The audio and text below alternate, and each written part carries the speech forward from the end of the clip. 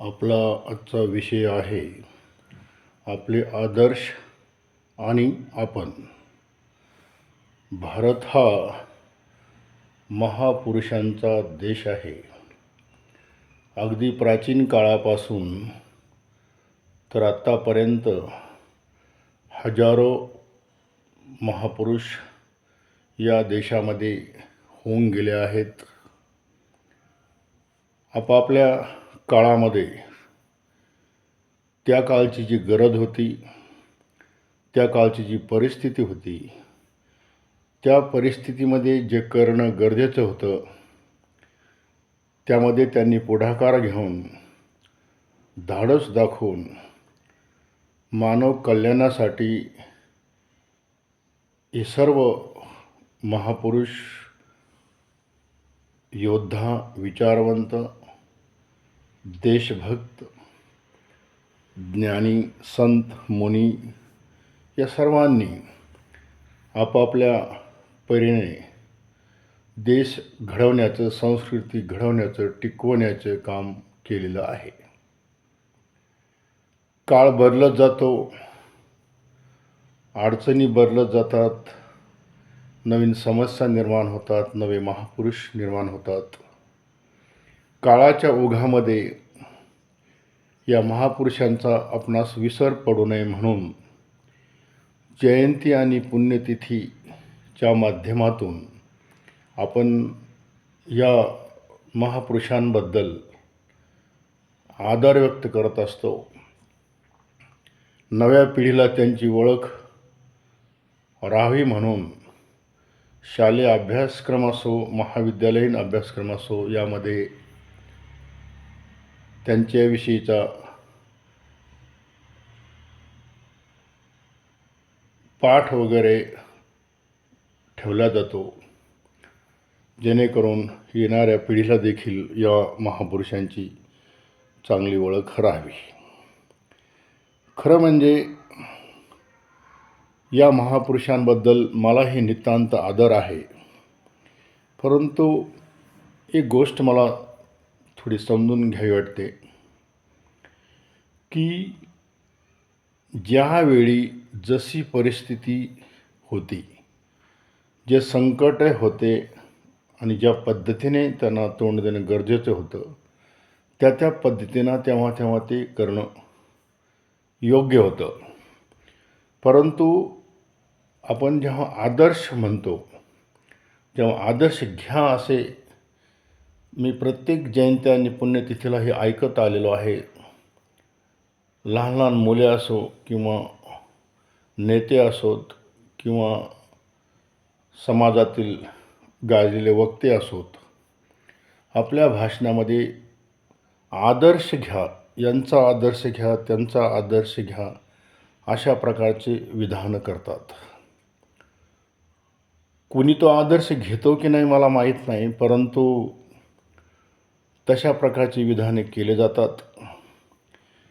खरंच कुणी कुणाचा आदर्श घेऊ शकतं का? एकाच वेळी अशा अनेक महापुरुषांचा आदर्श घेता येऊ शकतो का?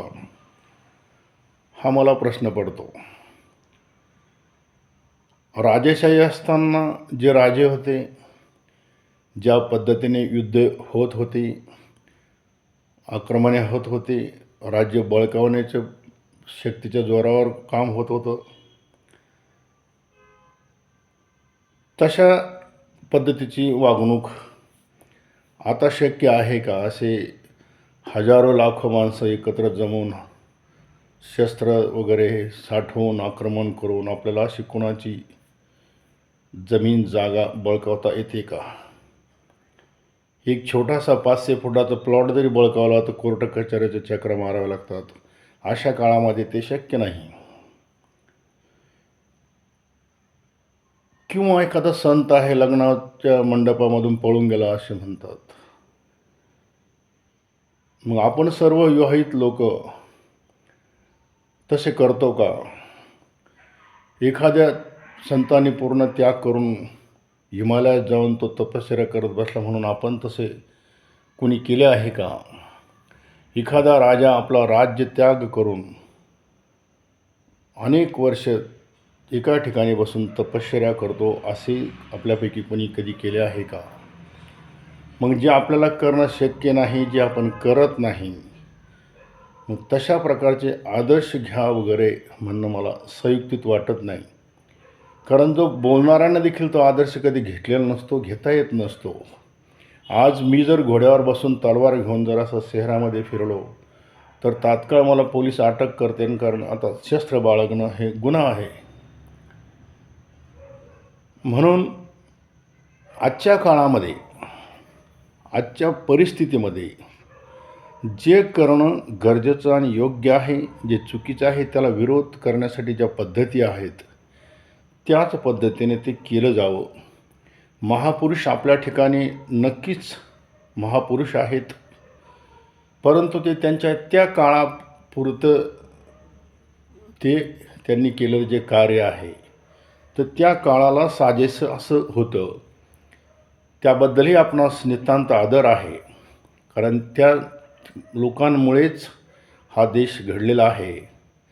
माझा मुद्दा एवढाच आहे की आपण लहान लहान मुलांवर, अगदी 8 आणि 10 वर्षाच्या विद्यार्थ्यासमोर प्रत्येक जयंत्यांनी पुण्यतिथीला ह्याचा आदर्श घ्या, त्याचा आदर्श घ्या, इतकं जे त्या लहानशा मेंदूमध्ये आपण त्या डोक्यात ह्या ज्या गोष्टी घालतो, त्या खरंच त्यांच्यावर काही परिणाम करतात का? चॉकलेटसाठी हाणामारी करणारे ते लहान मुलं, त्यांना आपण स्वराज्य वगैरे अशा गोष्टी बोलतो, खरंच त्यांना त्या समजलेल्या असतात का? कारण त्या लहान लहान बालकांसमोर अशा अनेक आदर्श ठेवून दिल्याने त्यांचा एक गोंधळ उडतो की नेमकं योग्य काय आहे. त्यामुळं आजच्या परिस्थितीमध्ये त्या मुलांना झेपेल एवढं व्यावहारिक जीवनामध्ये उपयोगी पडेल असं आजच्या काळाला अनुकूल असलेलंच बोललं गेलं पाहिजे.